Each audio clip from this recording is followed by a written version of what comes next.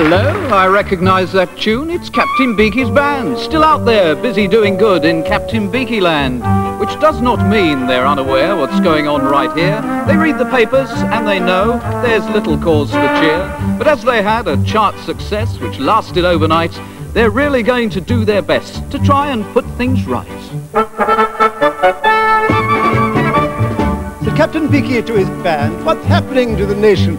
All I seem to hear about is strikes and more inflation. I heard that too, said Tibbet Toad. It didn't bother me, although I often get inflated when I've had my tea.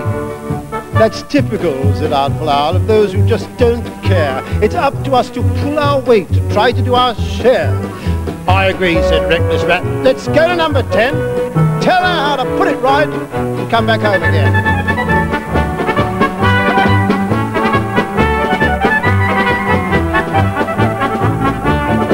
Suggested, Rat, said Owl, but it's so hard to choose in government just who should go and who should wear whose shoes. Said Beaky, we'll just do our best. I'll make some notes right now. Hands up those in favour of keeping Mr. Howe. Who's Mr. Howe, said Timid Toad. I've never heard of him. He worked the budget out, said Owl. That's why he looks so grim. He had to do hard sums, says Bet, like adding up infractions. The trouble is, said Reckless Rat, he's better at subtractions. Said Captain Beaky, any votes for Mr. St. John Stevens? Or raise your hands unless you have a reason he should leave us. He's got a nose for art, said Owl. We ought to keep him on. More important still, said Rat, he's friends with Elton John. Then we're agreed, said Artful Owl. That's one we mustn't fire now. As regards employment, what about James Pryor? We can't fire him, said Tibbet Toad. Poor man, what would he do? With millions unemployed, he'd be miles back in the queue.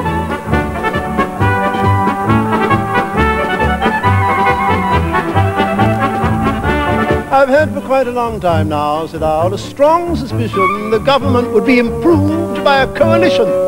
Oh, the only way they'd all agree, said Rat, if there's a war. And then the PM could be Ben, or Foot, or Mr. Shaw. We can't afford a war, said Owl. Oh, I fear the outlook's grim. The money that we'd need for one, been spent by Mr. Pym. Said Captain Beaky, I agree. Now, there's a question, men. Are we keen on Mrs. Thatcher up at number 10? Said Reckless Rat, it seems to me, in the interest of a nation, we really ought to keep her there to save redecoration. Said Captain Beaky, good point, Rat, and though I haven't met her, could one of us take on the job? Who thinks he could do better? Said Fatty Rat, I quite like that, said Owl. We hadn't planned on our PM hanging upside down from an umbrella stand. If I were there, said Timid Toad, I'd just give lots of teas, and instead of chocolate biscuits, I'd hand out OBEs. I'd like the post, said Captain Beaky. In fact, I'm rather keen. Not to run the country, though, just to meet the Queen. I'd stroll up to the palace to have a general chat, and when I'd leave, they'd all salute. My word, I would like that.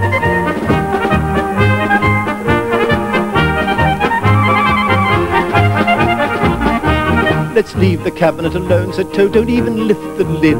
You're right, said Captain Beaky. We might find hissing Sid. So they didn't go to number 10, they stayed there in the wood, righting wrongs, singing songs and trying to do good. Like most of us, they find it hard to change the situation, but after all, it does no harm to have a conversation.